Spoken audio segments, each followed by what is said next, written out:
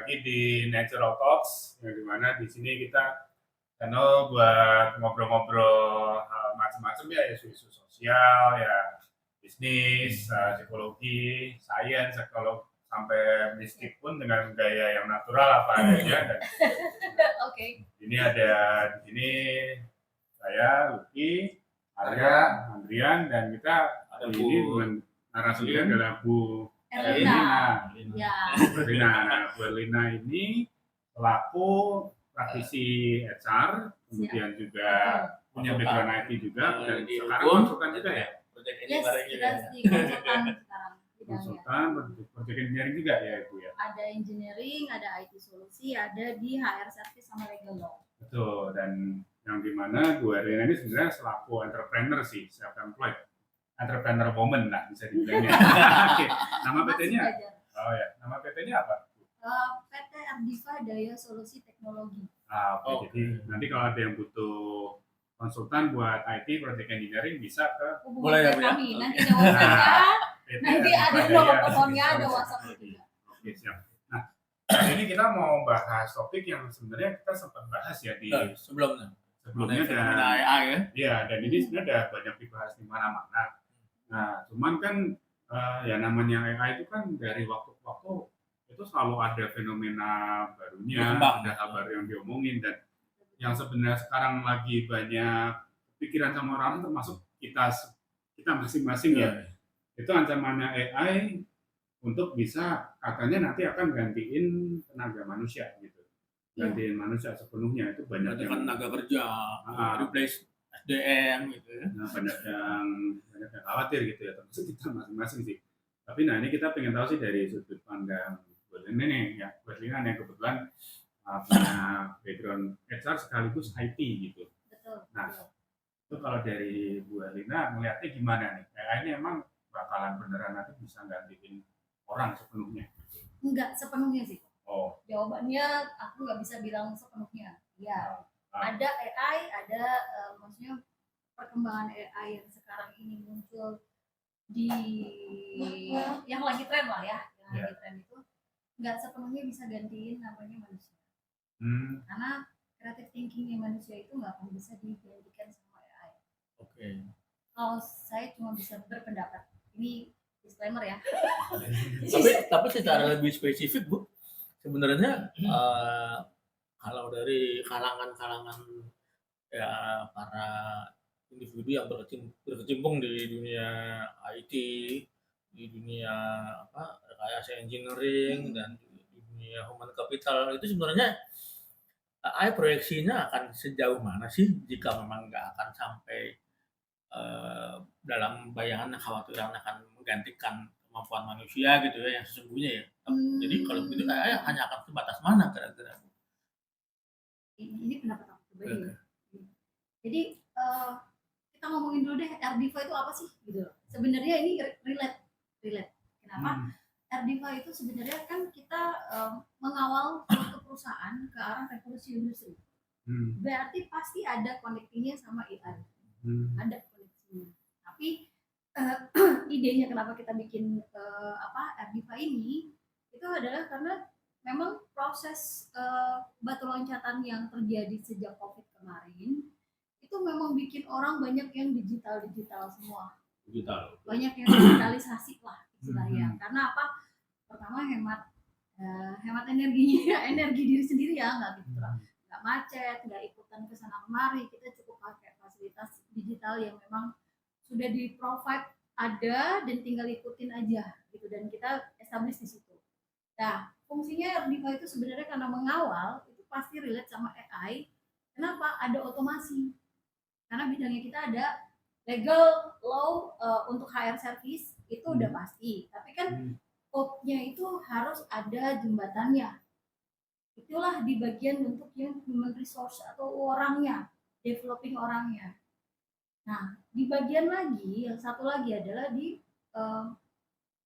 mekanik sama engineering, gitu. Mechanical dan engineering. Maksudnya lebih ke fabrikasi ya, machining sama fabrikasi. Nah, tujuannya rata-rata sekarang perusahaan, mostly ya, trennya adalah lagi pada bikin otomasi. Otomasi itu relate sama AI loh, pasti. Cuman AI digital sama AI mesin beda. Jadi arah roboting itu sebenarnya udah dari zaman aku masih kuliah di tahun 90 2000-an lah. 2000-an awal lah ya. 2000-an awal itu sudah mulai. Ada satu perusahaan besar yang waktu itu aku lagi sempat magang, dia sudah pakai robotik loh. Dia sudah pakai robotik. Dan itu mungkin belum semua perusahaan yang sudah pakai itu. Itu di Indonesia. Di Indonesia. Sorry, bilang apa perusahaannya? Dia itu sebutannya manufaktur tapi di mining. Oke. Miningnya bukan mining yang yang cukup besar kayak nikel gitu tuh. Ya, dia udah menerapkan robotik itu. Betul, sudah menerapkan. Dan itu tangan robotik ya. Tangan robotik. Oke. Lebih ke automation berarti. Iya. Itu kan sudah AI sebenarnya. Definisi AI itu sangat luas banget ya. Kalau kita ngomongin soal AI. Nah, kenapa harus ada IT solusi sih di Ardiva? Itu buat istilahnya dari ngejembatanin antara mesinnya dengan sistem. Karena pasti harus ada kontrol, ya, harus ada operator ya, gitu kan? Itu yang saya bilang kenapa di human resource-nya itu perlu di up lagi. Kita ngomongin soal revolusi industri nih, itu relate sama AI, relate juga dengan pengangguran yang akan muncul, ya, nggak bohong. Banyak terminasi yang keluar karena apa diganti dengan otomasi. Jadi dia masih manual. Contoh, kalau di manufaktur itu adalah lebih ke misalnya jatuhnya stamping deh. Kalau stamping itu kan dia sudah ada dice ya, terus si mesinnya itu kan cuma boom. Dan itu sebenarnya kenapa mereka banyak merubah atau bikin jadi otomasi atau pakai robot untuk menghindari terjadinya kecelakaan kerja.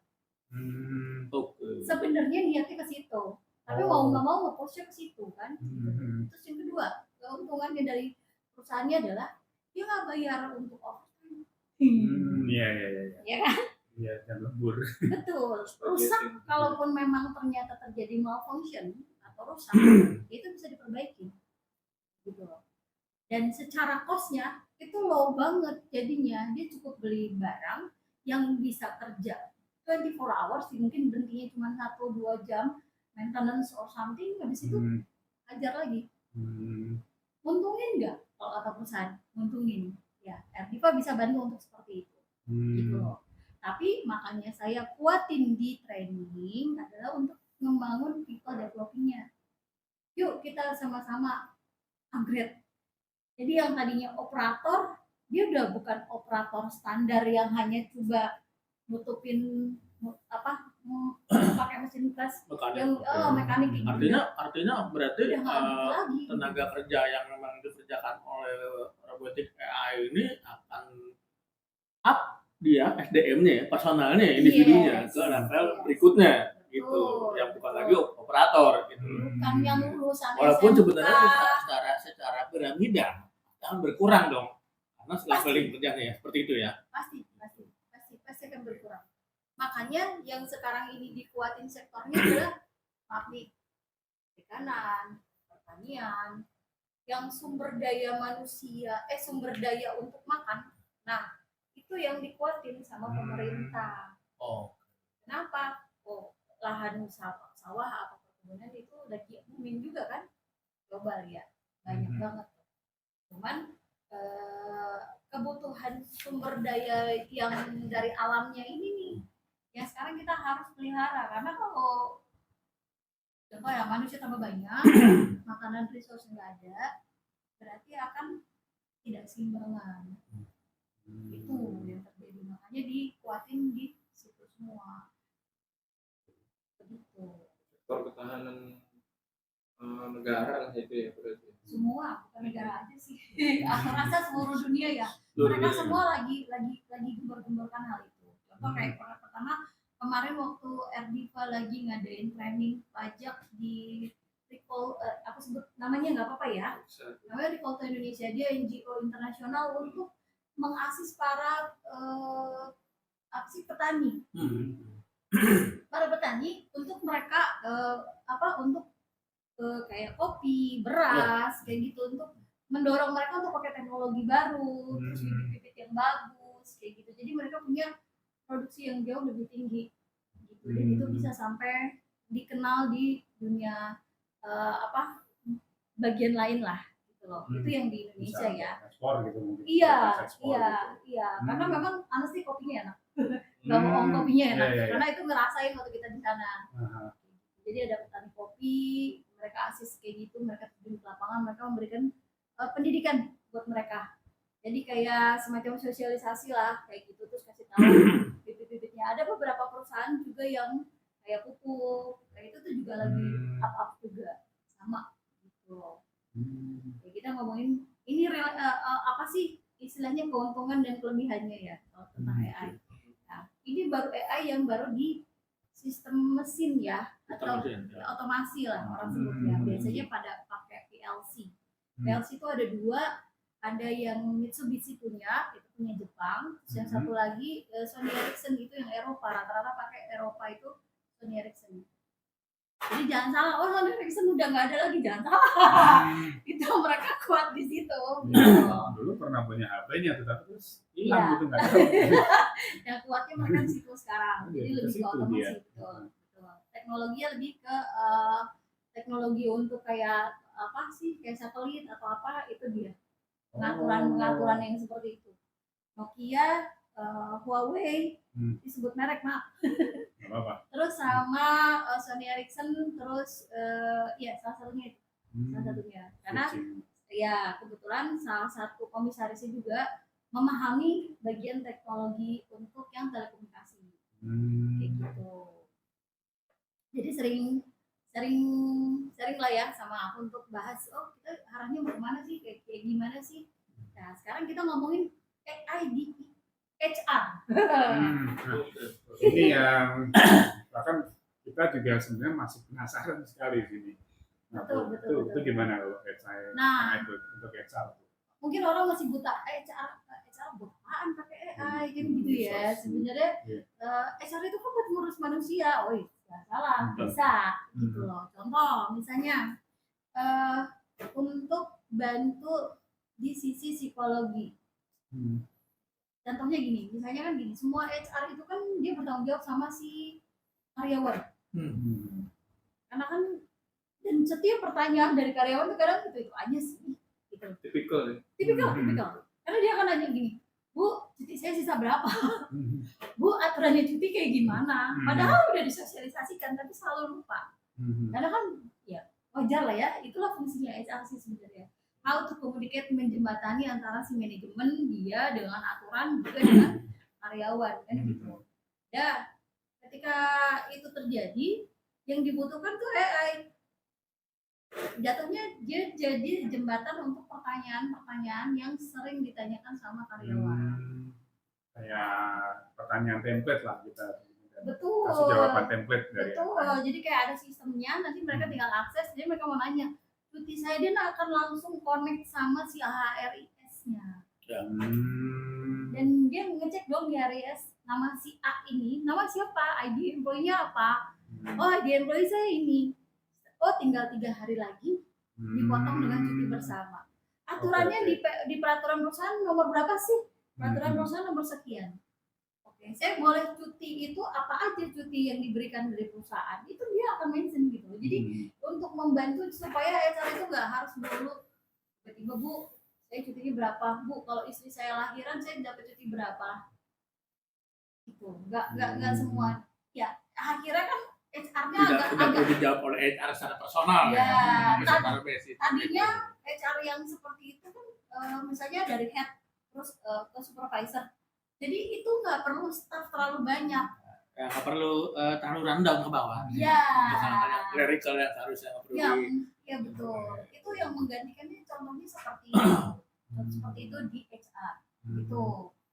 Ya, terus kita bahas lagi ada ini geser sedikit ya ke psikologi, itu juga bisa bantu untuk orang bertanya, saya ini sakit jiwa nggak sih, saya butuh untuk curhat, saya butuh untuk cerita kalau saya tiba-tiba nangis, saya begini, itu tuh saya apa diagnosa tuh bisa Itu Bisa bisa. sekarang.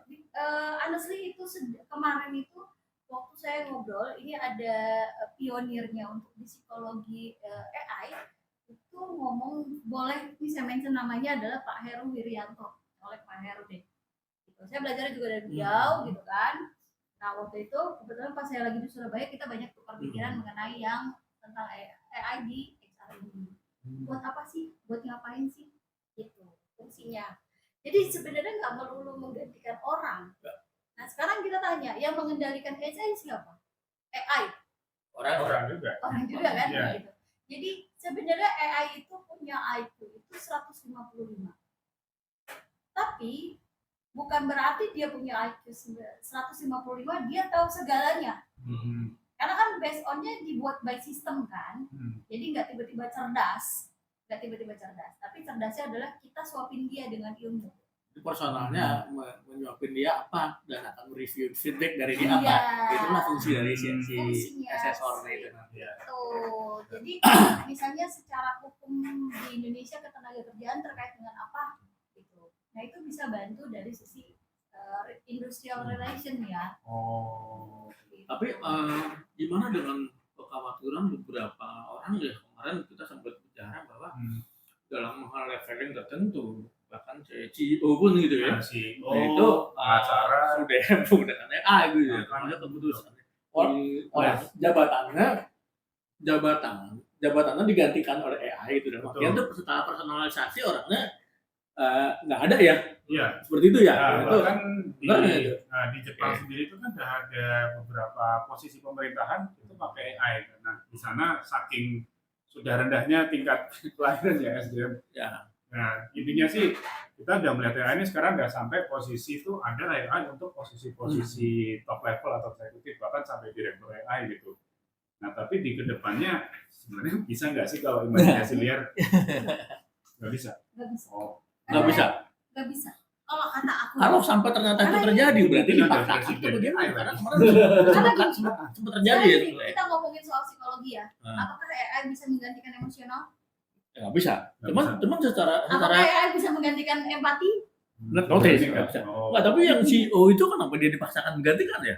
Yang kita dengar itu ya. Karena kan gini loh. Kemarin, Dragon. Dragon itu yang di Singapura kalau nggak salah. Ya nanti kita cek ulang PT-nya itu di channel sebelumnya kita bahas sih. Tapi ya, teman-teman mungkin ada yang nggak tahu atau nanti bisa dicek. Nah tapi itu ya kita juga penasaran sih kalau mereka sampai pakai CEO AI itu apakah sekedar buat mungkin testing kali atau trial atau emang sengaja dibuat ya, untuk fungsional? Itu akan sangat kompleks banget kalau itu CEO ya. Betul. Maaf Itu ya. complicated banget karena yang dia masukkan, asupan yang harus dimasukkan ke dalam si AI itu sangat kompleks. Dalam artian dia harus, kan CEO itu buat decision, strategis, multiple experience dan capability yang ada pada seseorang dengan pengalaman beberapa tahun yang lalu ya. Itu benar-benar saya apakah sanggup AI ini? Pertanyaan aku, apakah sekompleks itu? Sudah, maaf ya, kalau kita ngomongin soal brain deh, brain kepala manusia gitu loh. Nah, isi kepala manusia itu ada yang tahu nggak sih? Dia akan arahnya kemana? Developingnya seperti apa? Beda. Kalau AI itu kan kaku, dia akan ya maju, antara maju mundur sama kanan kiri. Tapi kalau manusia bisa jadi gue melingkar jalannya, kan gitu. Ya. Kenapa? Gue suka aja. Intuisi kan nggak ketemu di AI itu nggak ada.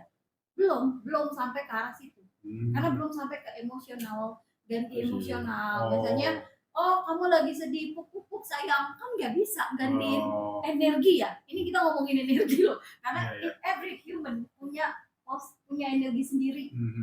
Jadi dia yang bisa menchannelkan gitu. Jadi ngomong agak melebar sedikit. Jadi menchannelkan energi buat orang yang lagi sedih, jadi happy lagi besoknya. Karena apa? Dia sudah keluar semua hanya untuk didengarkan. Psikologi yang seperti itu bisa diganti? No, nggak bisa. Jadi evenly itu ada robot yang mungkin setting dengan dia tiba-tiba Itulah aku bilang. mati sendiri atau dia bisa menangis juga ya, itu settingannya time base itu aja ya. Iya, cuman sampai sejauh itu maaf ya, apapun yang diciptakan sama Tuhan, manusia mau melewatinya atau mau menyamakan tuh nggak akan pernah bisa. Dengan ciptaan Tuhan tidak bisa. Nggak akan bisa. Tuhan tuh mengaku. Iya, udah ininya yang Iya. terjadi di semesta ini nggak bakal bisa.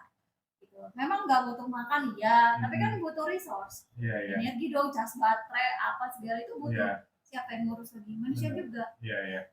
Oke, tadi kita berbicara bahwa dalam beberapa pekerjaan tuh seharusnya manusia itu naik level ya secara pekerjaan yang dimana di bawahnya itu dikerjakan oleh Yes. otomatisasi aerobatik ya, Hmm. di mana itu seperti kerjaan operator gitu kan, jadi udah nggak ada lagi gitu. Tapi sebenarnya secara regulasi, hukumnya, karena itu juga melibatkan orang-orang banyak, masih orang-orang banyak yang saat Iya, ini sebenarnya iya, secara iya. kultur budaya mungkin belum siap ya pada sebuah country ya, negara gitu ya. Nah sebenarnya payung hukumnya itu gimana ya? Contohnya katakanlah di Indonesia sendiri, udah siap belum sih kita nerapin itu gitu dengan payung hukumnya yang ada, dan juga berpikir nasib dari orang-orang yang yang mungkin akan tergantikan gitu ya. Kalau aku pribadi jawabnya kita belum siap. Oke, kenapa? Aku punya dasar pengukuran sendiri. Ya ini cuman pengukuran sendiri ya, tidak bisa aku bilang dari orang lain. Revolusi Indonesia aja masuk ke 2.0 sekarang, mau masuk ke 3.0 aja, itu susahnya setengah mati loh. Itu wasn't easy gitu loh, nggak mudah gitu loh. Karena apa? Strugglingnya selain sama orang pekerjanya, sama biaya kos yang mahal untuk dia melakukan otomasi, tapi gainnya itu nanti setelah 2-3 tahun lagi, tapi nggak ada. Maksudnya saya belum lihat ada beberapa perusahaan yang berani secanggih itu, dia berani menginvestasikannya secanggih itu. Belum paling yang simple AI aja.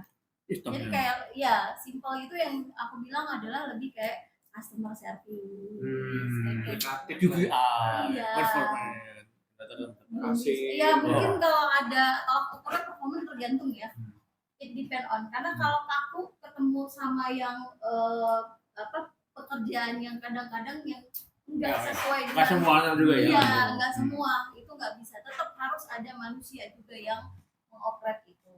Nah di luar negeri ini sempat ada ngobrol nih, ini aku mention Ika Gati ya. Ika Gati banyak bantu aku banget untuk bahas ini kalau kita lagi ngomongin soal teknologi sama teman-teman adik-adik yang lagi di luar sana lagi sedang belajar.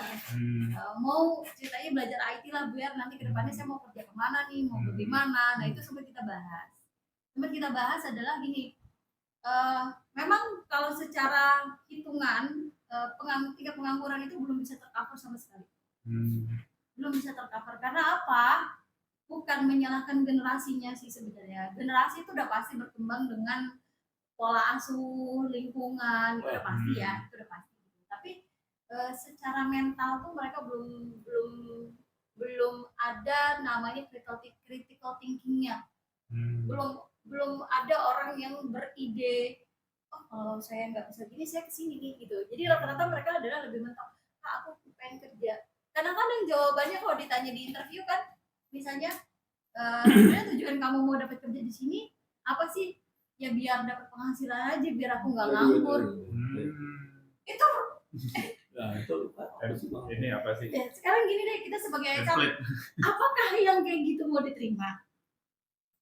Ya enggak sih. Enggak. Kamu kan kerjaannya berubah, jobnya nambah, dia harus nambah skill lagi. Iya. Berkembang ya kan. Tapi kalau dia udah nggak ada ke arah kesana, waduh ini kayaknya nggak bakalan. Nggak salah kan kalau kita ngomong, maaf nih kita agak loncat lagi, generasinya zaman Nazi dulu deh, kenapa anak bayi langsung diminta untuk bisa mengadaptasi apa yang terjadi di saat itu adalah dia akan memilih yang mana yang lebih dominasi zaman saat itu adalah karena ketahanannya mental dan pemikirannya itu yang nggak ditemukan nggak di semua orang. Tapi kalau kita ngomong soal human right, walaupun orang itu disability, tapi tetap mereka punya hak untuk tetap kerja dan mereka tetap sebenarnya bisa kerja, cuman belum dikasih kesempatan aja kan, itu aja. Dan aku salut deh, kemarin sempat lihat di LinkedIn ada dia nyari disable. Dia nyari difabel yang buat calon employee tapi yang difabel untuk pekerjaan yang aku bilang Iya, ini semua orang juga bisa sebenarnya. Hmm. Nggak harus yang pergi pagi pulang malam kan, itu bisa by online. Iya. Itu, dan itu juga banyak kayak pekerjaan-pekerjaan yang kayak harus remote aja lah, nggak harus datang. Nah itu sebenarnya teman-teman disable bisa banget kerjain Benar-benar. kayak gitu. Software engineer atau Iya. Kepikiran nggak di AI? enggak. Ya sih sebenarnya kemarin juga pas kita lagi ngobrol kita bertiga aja nih tentang AI itu, yang terkait AI ini sebenarnya bisa menggantikan hal-hal yang sifatnya harus melibatkan sisi humanis gitu. Mungkin salah satu contohnya kayak yang tadi itu direktur AI, tapi dia sebenarnya bisa nggak ngambil keputusan kayak misalnya dia harus mecat orang gitu. Kadang kan kalau saklek karena misalnya si A ini mau dipecat karena dia nggak mencapai target. Nah, tapi kadang kalau manfaatin kita masukin sisi humanis, tapi dia sebenarnya orangnya baik, terus mau belajar, mau berubah. Dia juga ada tanggungan keluarga, ya kasihan lah, ya dia kasih kesempatan lagi gitu. Nah, mungkin AI kira-kira Kalau AI akan kaku sih. akan Kalau kaku aku ya. pasti Mungkin akan hal gitu kaku. yang You itu are salah not satu good. contoh Ya, kali ya. ya pasti akan gitu.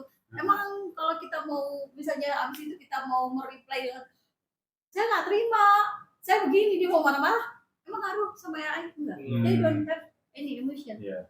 Tapi kalau sejarah, misalnya kayak gini, secara manusia lah, kita CIO, aku juga entrepreneur gitu loh. Terus orang ini itu melakukan kesalahan, terus harus besok langsung di kick out. No.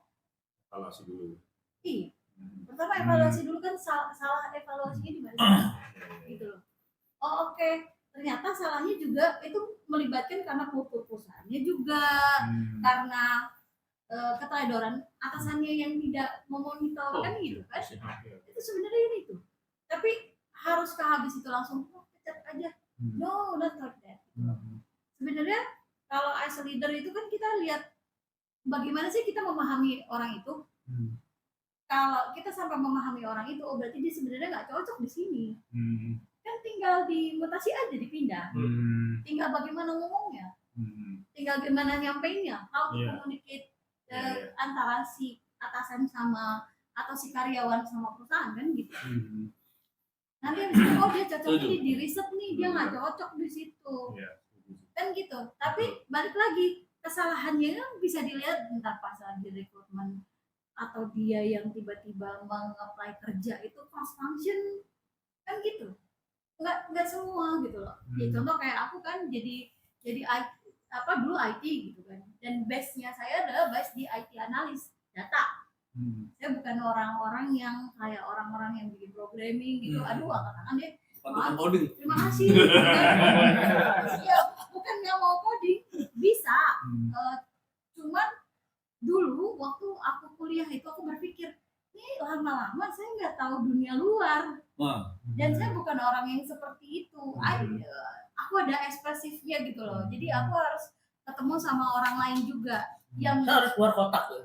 Iya. Keluar dari kotak. Iya, kalau kata orang kalau mau develop atau mau pinter atau mau bisa lebih maju lagi itu memang harus keluar dari area yang seharusnya gitu loh. Harus berani gitu loh. Benar. Jadi ya bahkan mungkin kalau di pekerjaan yang sifatnya bukan pekerjaan top level atau kali customer service yang sekarang juga sudah banyak ditakutin digantiin AI semua. Tapi sebenarnya nggak sepenuhnya, karena kan kadang kita kalau dealing sama orang itu ngadepin pelanggan ya harus ada sisi empati. Jadi ya sebenarnya tidak harus takut atau sekhawatir itu gitu. Iya, belum bisa ke arah situ sih menurut aku ya. Menurut aku masih way too far away maksudnya untuk ke arah ke situ. Kalaupun memang sudah ada yang robotik yang sudah, maaf kan banyak yang canggih yang udah bisa jalan, nggak bisa nangis, nggak bisa apa, tapi kan itu karena istilahnya sebab akibat gitu loh. Input dari proses input juga. Yes, betul. Kalau kita ngomongin komputer itu kan kaku banget. Nggak akan yang sekompleks itu. Jadi kalau misalnya kita lihat di movie, oh dia karena AI. aku pernah berpikir gini, iya sih, ini kompleks banget. Ini orang yang bikin programnya itu pasti meledak di kepala. Iya, karena dia harus masukin berbagai alternatif yang terjadi, yang kemungkinan terjadi. Dan itu kemungkinan tuh ada beberapa ribu. besar loh. Iya. Kita ngomong soal gaji, paham dong. Marketnya gede dong. Iya kan? Possibility main statistik, possibility-nya kayak gimana itu gede. Bahkan bisa gini, antara gini, mau ngambil handphone sama enggak. Tujuan ngambil handphone apa? Nah, kepala kita mikir ya, gitu. Iya. Ada message nih, gitu. Ada feeling kan seperti itu. Ini manusia loh. Intuisi yang kayak gitu nggak akan ditemuin di AI misalkan. Termasuk juga, ya sorry ini mungkin satu pembahasan terakhir kali ya ini.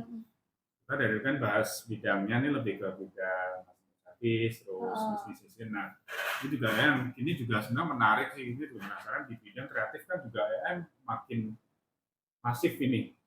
Sistemnya kayak sekarang bikin foto, video, lagu, bahkan model iklan pun tuh sekarang ada yang pakai semua. Iya. Nah itu kan juga ya banyak orang bidang kreatif yang ya mungkin banyak yang merasa terancam juga. Wah ini nanti posisi. Jadi industri kreatif tuh sebenarnya udah mulai beberapa aspek tergantikan oleh AI juga gitu.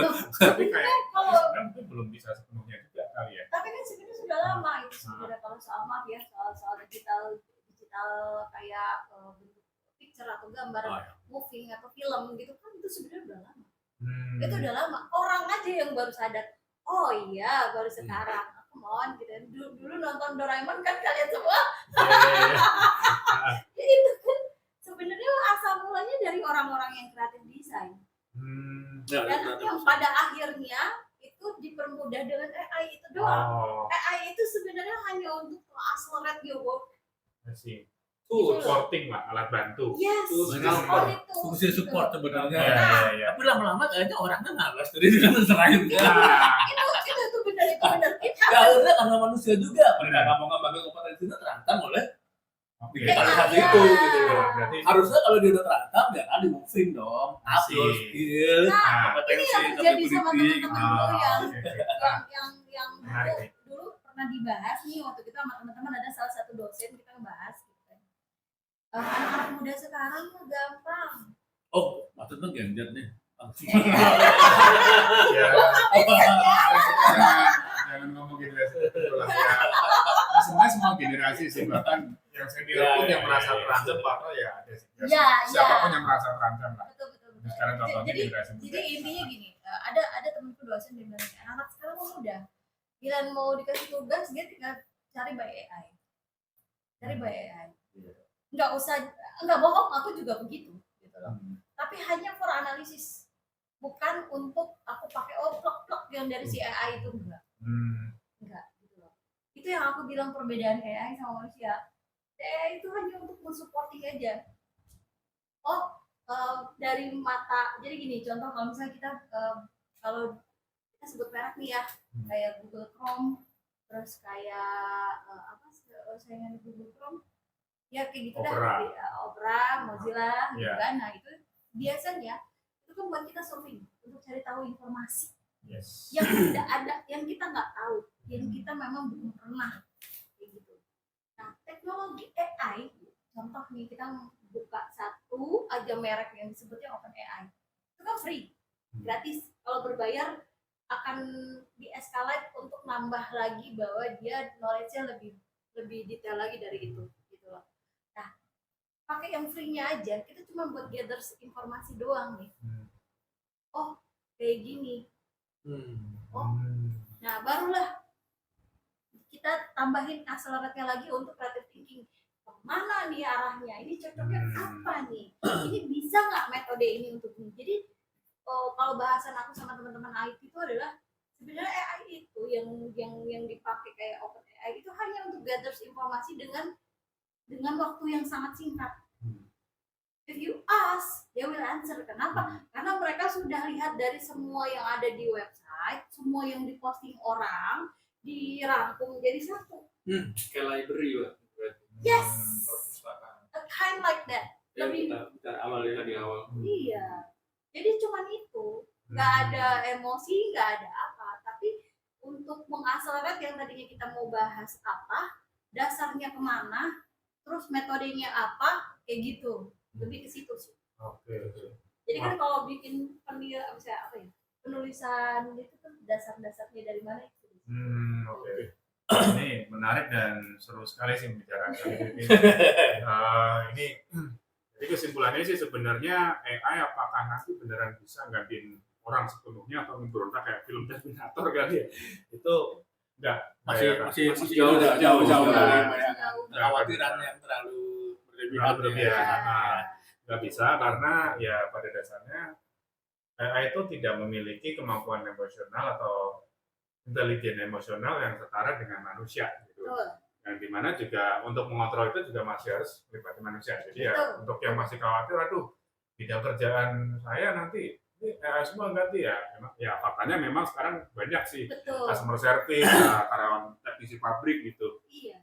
Tapi nggak sepenuhnya ya. Terus supaya biar kita bisa bertahan juga nih ngadepin ancaman itu ya, ini mungkin untuk orang-orang kepikiran, aduh nanti saya kan misalnya saya cuma posisi kerjaan ini doang, ini robot bisa, nanti saya diganti dong, tingkatin kemampuannya, tingkatin kompetensinya, dan Jangan di zona aman. jangan di zona aman. Keluar dari situ, belajar nambah.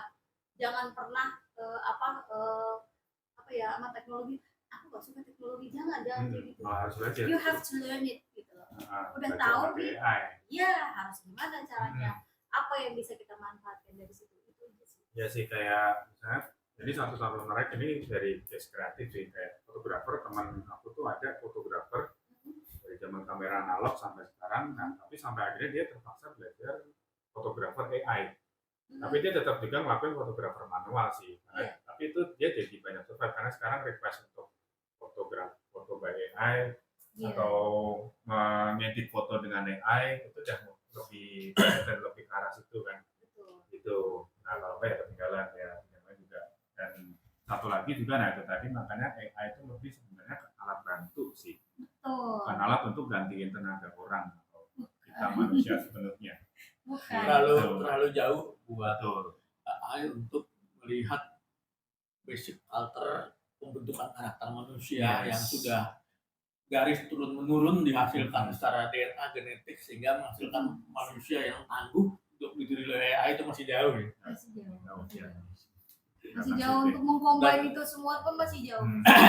Oke. Well, ini Oke, baik itu dulu mungkin rasa cukup ya. Cukup dulu. Terima kasih banget ya. mengenai AI dan insights-nya dari sudut pandang selaku praktisi HR juga. Ya, semoga membantu ya. Ini kita juga jadi lebih tenang juga. Yang nonton ya semoga lebih tenang juga. Dan kita tutup sampai sini dulu. Makasih banyak sekali lagi. Kalau ada salah-salah kata atau gestur, ya kita mohon maaf. Terima kasih dan sampai ketemu di topik berikutnya. Sampai Sampai jumpa.